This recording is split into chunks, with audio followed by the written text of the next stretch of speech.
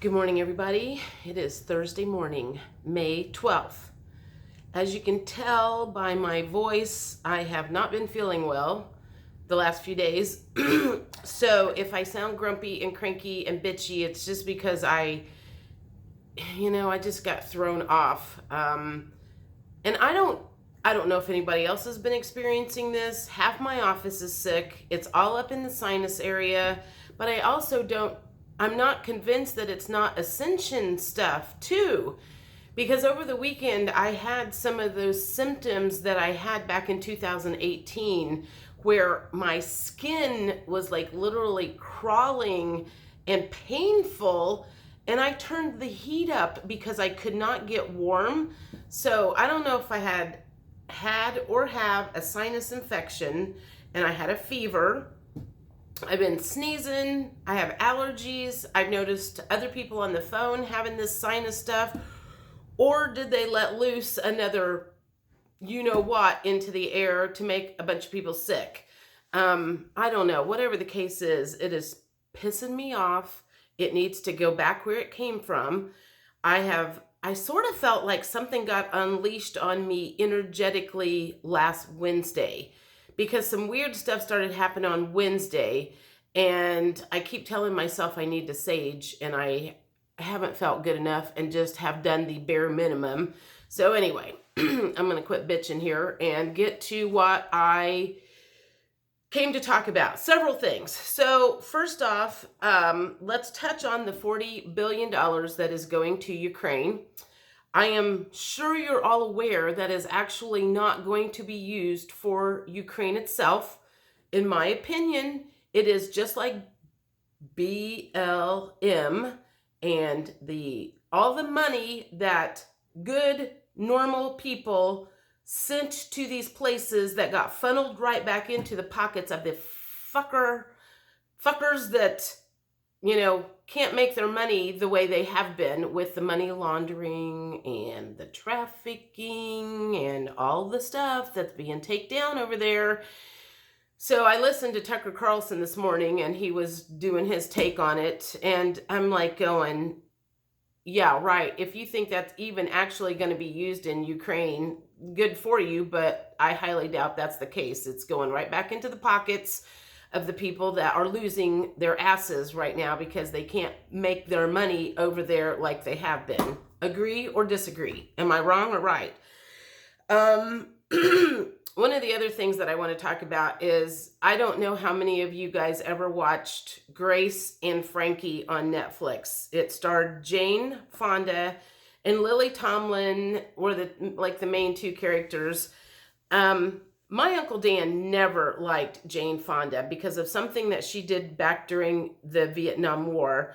And I've always remembered him telling that story. She did something that looked like she was on the Vietnamese side instead of the American side. I don't know if it compromised soldiers or what the whole story was. He has passed, and I couldn't go to him to ask him the story, but I've always remembered that. Every time I would watch Jane Fonda in something, I would always remember what he said, and I would wonder if she was actually a good person or a bad person. And of course, as I watched Grace and Frankie, I still was wondering that. And at the same time, the last couple of years, we have learned how a lot of the Hollywood people are not good people, and who they work for and who they, what they do. So anyhow,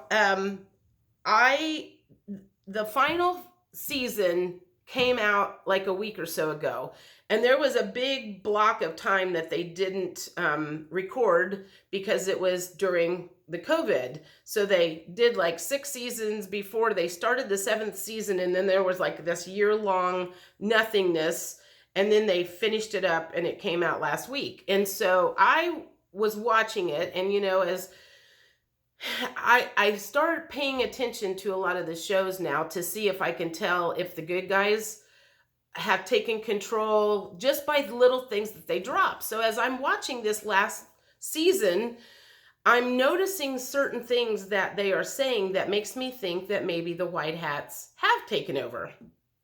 Like like one of the husbands made a comment and he goes, "Oh my God, the Republicans were right. Hollywood is horrible." And I was like, well, that's a white hat comment if I've ever heard one.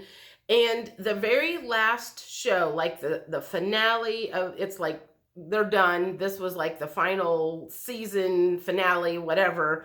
Um, and so if you don't want me to ruin it, you need to not listen to what I'm saying if you haven't watched it yet. But at the very end of it, there's a scene where Frankie and Grace are in heaven and they're talking, and Jane Fonda and her character makes this comment. She was like, "But what if the best is yet to come?" And I was like, oh my God, like I had been wondering if the White Hats had taken over, and it kind of felt like they had, because they had been just dropping nuggets every once in a while.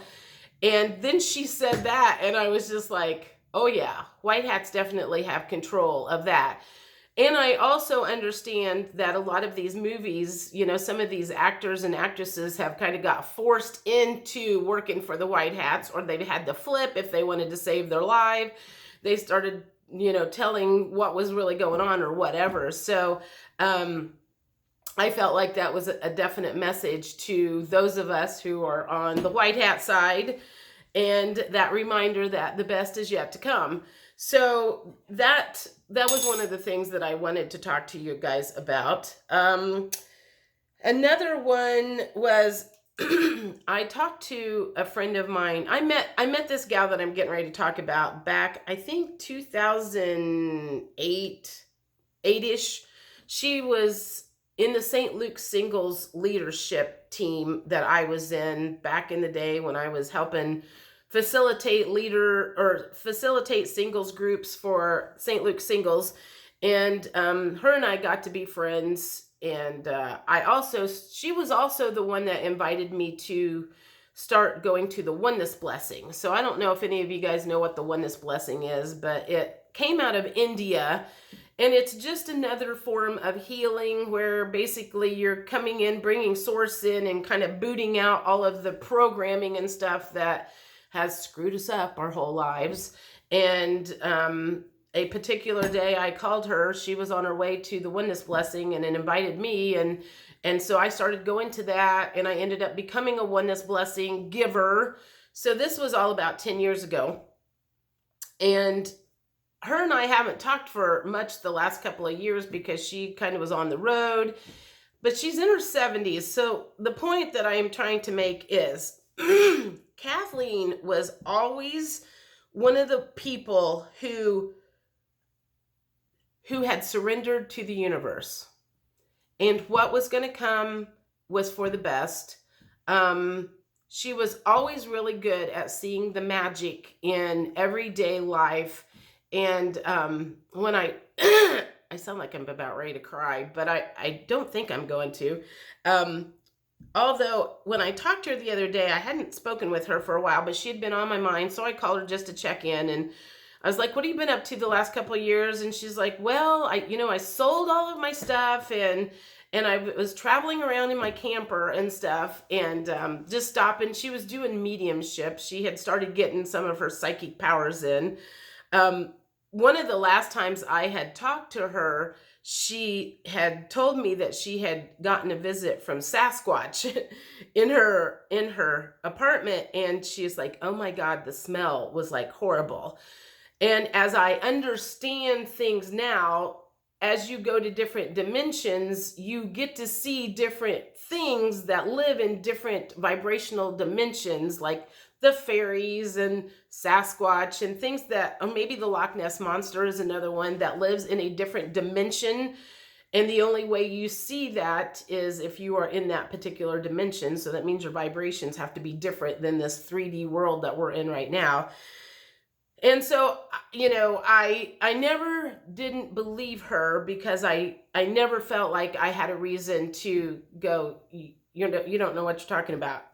Just because I did not experience that did not mean it wasn't true. I mean, a lot of things that I've experienced, a lot of people haven't experienced either, but that doesn't mean it's not my truth. So anyway, just talking to her the other day, it was just a nice reminder of what life looks like when you surrender to the universe.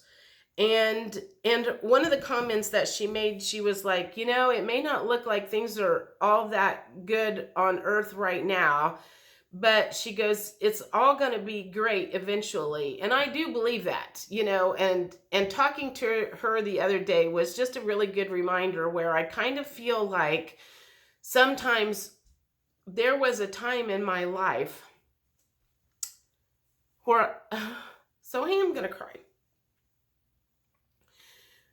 There was a time in my life where I did experience a lot of magic, and the universe was sending me messages a lot, and I was surprised on a daily basis by all of these really cool things that they were showing me. And it kind of feels like lately I haven't seen a lot of that lately. So that was one of the things that just talking to her brought back, is that has definitely been one of the things that's kind of missing from my life lately, is that magic that I used to have, when I was going to the Oneness Blessing, and just, I know what was going on in my life when certain things like that was happening. And I feel like, certain days I am tied to things too much and not willing to just let the universe play out things the way they're supposed to.